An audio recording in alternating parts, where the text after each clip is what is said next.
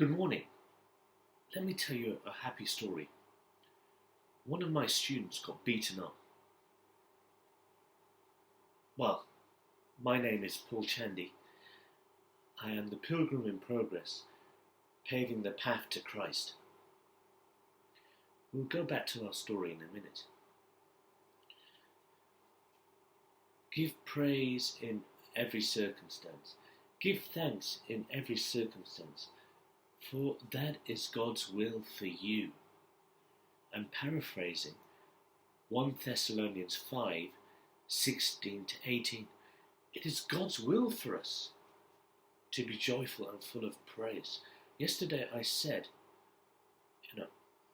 have praise in your hearts. Be thankful for everything. But this is a step further. Actually, God asks us to be obedient to Him. And to do this, it reminded me of when I taught my most joyous classes. The classes that worked the best, that had a lot of progress, and there was a lot of fun, and a great energy in the room, and there was an interaction. And that was when I taught asylum seekers and refugees. You heard some terrible stories, although you wouldn't have thought so from the atmosphere in the classroom, where there was a lot of fun and laughter and good productive learning taking place. You heard stories of people fleeing mainly war and conflict, how their homes had been destroyed, how family members had been killed, how they had suffered on their journey, how they had been displaced, ended up in England, living in very bad accommodation in Peckham, and then all of a sudden, at a moment's notice, they could be displaced to Manchester or even to Scotland.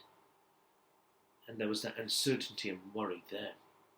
So this particular student came into class. He had been a pharmacist in Peru. And, I saw him with his black eye, and he said, I was beaten up and mugged. Now, he's already in a poor, desperate situation. But he just shrugged it off, got in the class, was his usual humorous self. Also reminds me of a story of Linda. She was a great learner. Everyone loved teaching her, not only because of her enthusiasm. She was from Indonesia, because she was always laughing. Now, to tell you the truth, her husband was quite grumpy. He was an avid learner. He was respectful. In truth, he was in depression. He was a millionaire in his home country, but due to persecution had lost everything. And sometimes Linda would take the brunt of her husband's depression. But I always saw her happy, enthusiastic. When we all went on a trip to London, she was very curious. She loved seeing the sights. You would never have imagined that she had suffered a terrible plight, a riches to rags story. She was now living in poverty in Peckham, in probably a horrible flat. And worst of all, that she was separated from her children. Her children were staying with an auntie. Now that grieved her, that made her sad. Of course you can't wipe out all sadness. It's the way you choose to handle the situation. All these immigrants could have lost hope, could have been depressed, could have not turned up for classes every day, and wallowed in their flats about the bad situation that they're in. And they could have reminisced about the good old days. But they were striving forward, moving forward, having that faith to go on.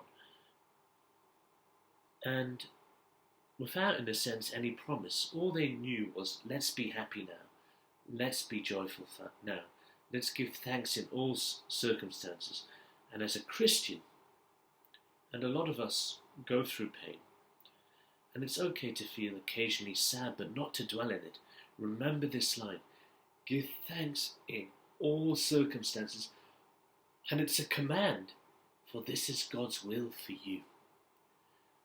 Whatever you're going through during this COVID crisis, And I cannot pretend to understand what you're going through, and I'm not belittling your suffering. However, take action. Now, I have my challenges as well, and for example, I wish I could be working right now as a teacher. I'm a supply teacher. I wish I could be in schools and earning money and helping children and just be out with the teacher crowd, because there's such a good laugh. Being a teacher is one of the most amazing jobs, and I feel a little paralysed because my vocation isn't there. And for example, yes, I'm in a comfortable situation, but there has been an impact on income, like many other people. And this is one of the reasons why I've set myself to do a video challenge.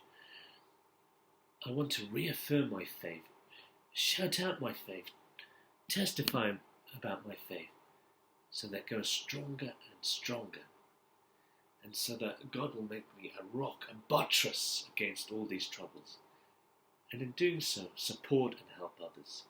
Thank you very much. This is Paul Chandy, the Pilgrim in Progress. Have a wonderful day.